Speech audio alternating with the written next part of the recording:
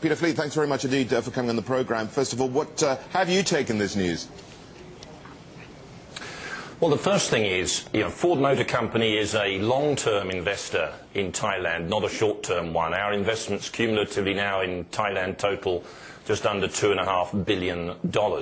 So, the first thing I take from it, as a visitor, a foreign investor in Thailand, is to be pleased that this country has just gone through an orderly general election and that there appears to be a decisive result, which we'll obviously have to wait for the authorities here to confirm. But as you said in your introduction, the Prime Minister Abhisit, graciously admitted defeat yesterday, and it appears that we look forward to Prime Minister Yingluck taking her position shortly.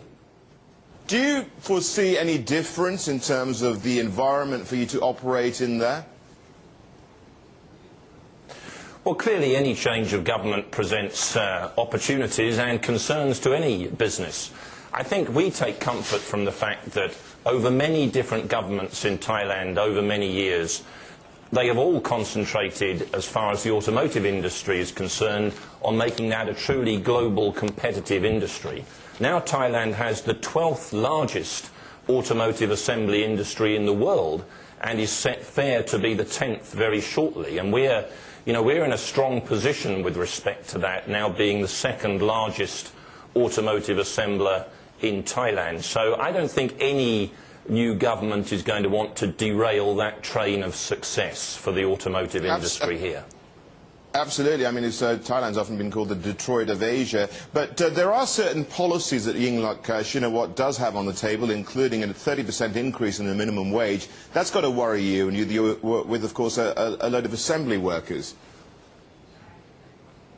Well, we'll have to see what the detail of that is. Lots of things get said during general election campaigns the world over, and then you have to wait and see what the detail is when those ministers take office.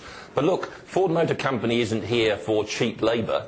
We employ a skilled workforce in Thailand at our existing plant at AAT, and a new plant in which we've just invested $500 million to assemble our all-new Focus from May of next year. So, yes, we'll have to wait for the detail of that, but it's not immediately something that causes us great alarm. Let's wait and see what this new government has to offer, on the basis that they do appear to have the support of the vast majority of the people of the country. Peter Fleet, also, let's just talk about the business there that you do have. You're, of course, part of all this One Ford program here. How are you going to be ramping up output? What new vehicles can we expect to have made over there, or should I say assembled there in Thailand?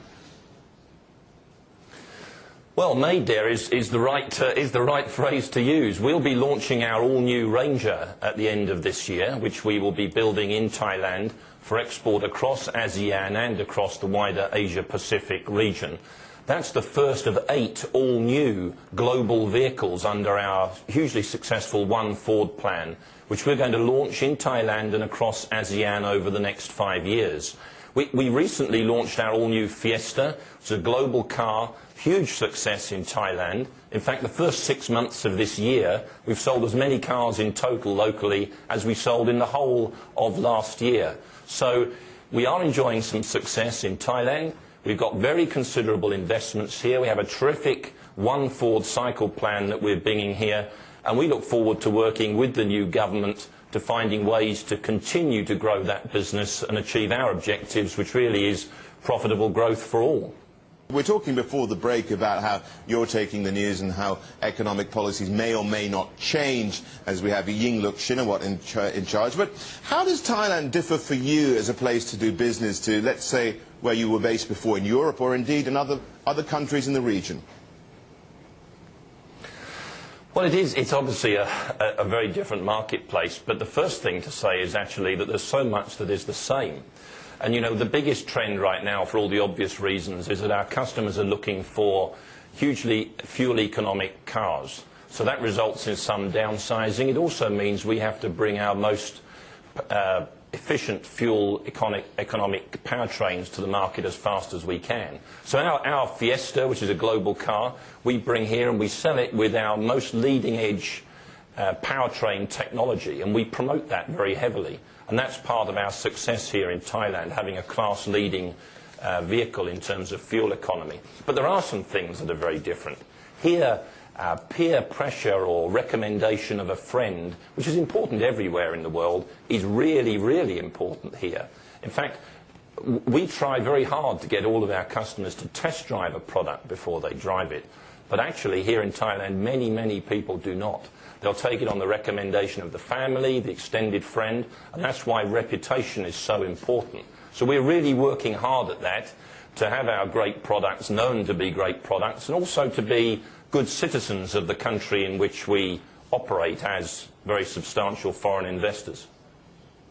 Let's also talk about the number of cars you're hoping to sell in the country, indeed how many you're going to be exporting as well. Well, we don't issue forward sales forecasts, but what I can tell you is that in the first 6 months of this year, our sales locally in Thailand are actually up 270% over the first part of the year last year. That's a combination of the market doing well here in Thailand, but also our market share going up quite markedly. We will shortly have capacity in Thailand of over 400,000 vehicles. And those vehicles are available for sale locally and export. We have an existing plant which is very flexible and a new plant under construction which will be one globally of our most efficient and most flexible plants. So we don't lock ourselves into a formula that says we're going to only export so many or sell so many locally. We will flex where the market opportunity is. And right now, Peter, there has been, and I believe will continue to be, a huge opportunity in Thailand. Peter Fleet, thank you very much indeed for sticking around with us. Peter Fleet there, he's the Ford ASEAN president. Right.